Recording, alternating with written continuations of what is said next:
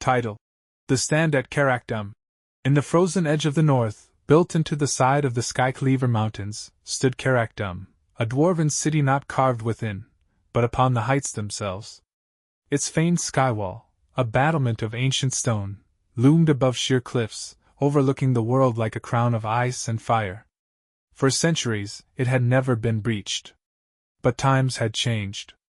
The Olog-hai returned, not from the east, but from the north, through black glaciers where no maps reached. They came not with hordes of orcs but with siege monsters, frost-covered behemoths, and crude war engines carved from icebound stone. Their leader was called Skorgrak the Howler, a monstrous Olog twice the size of a troll, draped in frozen chains and wielding a war maul embedded with teeth from slain beasts. His roars cracked icebergs. His breath steamed in the cold. They descended on Karak-Dûm like an avalanche. The dwarves had little warning. Horns were blown. Bells rang deep within the mountain. Doriin Frostmail, High Captain of the Skywall, stood in the snow-lashed wind. His beard was rimed with ice. His armor bore scars from battles long past. He squinted into the storm. "Giants," he muttered. "They've come to climb." Beside him, Brenna Hearthhand, master engineer, lit the fire wells, rows of metal cauldrons brimming with oil along the wall's edge. The dwarves readied their bolts, axes, and burning pitch.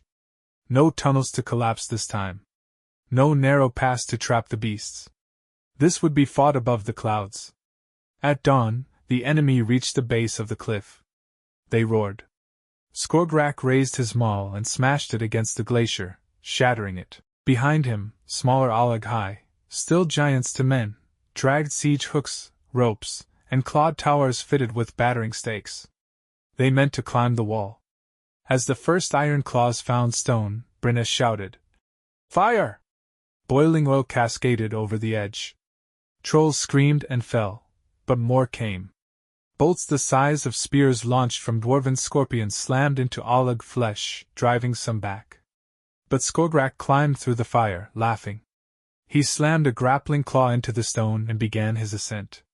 Doriin saw the monster rise and grabbed a great spear forged from the fang of a drake. He stood above the central tower and waited. But Skorgrak was faster than he looked. He reached the battlements in minutes, crushing the first dwarf he met beneath his foot. Doriin charged. Their clash shook the wall. Hammer met maul. Stone shattered. The dwarves around them fought desperately, Ologs breaching along the flanks. Bodies fell from the sky into the abyss below. Brenna and her gunners reloaded the flame jets, pipes built into the walls, usually used to melt ice. Today, with a scream, she opened the vents.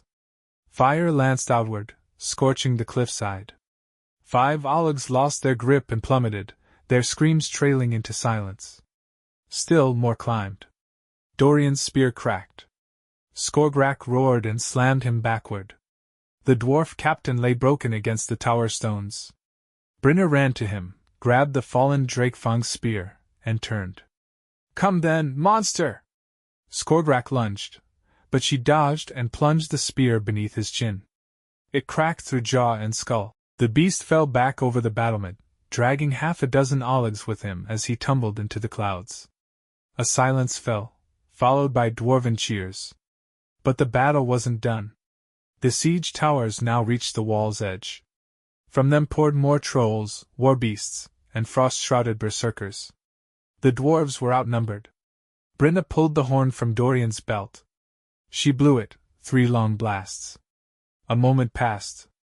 Then came the answer drums.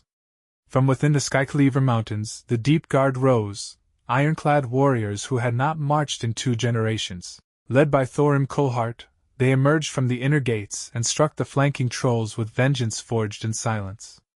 Axes sang. Hammers roared. The wall turned red. By twilight, the last of the Olog-hai had fallen or fled into the storm. Dorian was carried below, alive but broken. Brenna stood atop the battlements, bloodied and burned. She looked across the horizon, where frost still danced, and said, "Let the mountains remember. This wall stands." Years later, the skywall of Karak-Dûm remained untouched. Visitors spoke of scorch marks in the stone, and a spear mounted in the tower, half cracked, still red. And they say that when the wind howls through the north, it sometimes sounds like a giant screaming as it falls forever.